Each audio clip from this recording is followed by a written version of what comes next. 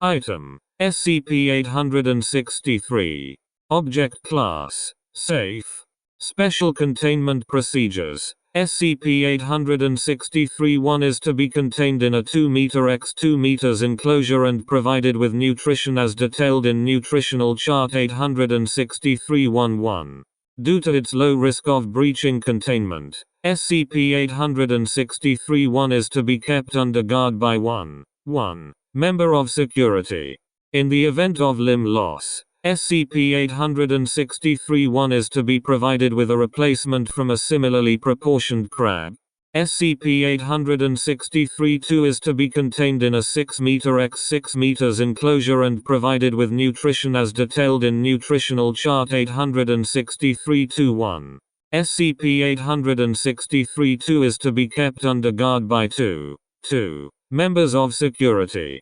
In the event of limb loss, SCP-863-2 is to be provided with a suitable replacement. SCP-863-3 is to be contained in a 10 m x 10 m enclosure and provided with nutrition via robotic arm as detailed in Nutritional Chart 863-3-1. SCP-863-3 is to be kept under guard by 6 members of security at all times. No personnel are to enter SCP-863-3's containment enclosure. In the event of limb loss, SCP-863-3 is to be provided with a cadaver as replacement.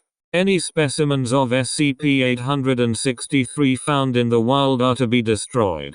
Description: SCP-863 is a species of crab commonly found in areas of SCP-863 specimens, when first born, measure roughly 3 cm in height and 1 gram in weight, but are capable of growing up to sizes of data expunged. When fully grown, specimens superficially resemble the Japanese spider crab. Specimens of SCP-863 are born without limbs, and undergo a process in which they utilize the limbs of other organisms, or even whole organisms in lieu of their own. From birth, SCP-863 move themselves across the ground by sliding using several tendrils attached to their limb joints. When specimens of SCP-863 locate a suitably sized limb or organism, they will puncture it using their tendrils, which will then retract and slot the organism or limb into the limb joint. Using a series of electrical pulses, SCP-863 will then manipulate the limb or organism's nervous system.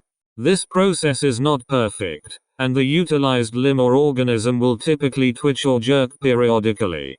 Specimens of SCP-863 are highly territorial, and larger specimens can cause severe injuries or death when provoked.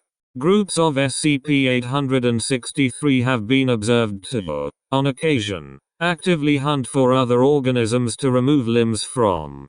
Larger specimens will simply utilize these organisms wholesale, as their limbs would not be suitable for specimens of that size.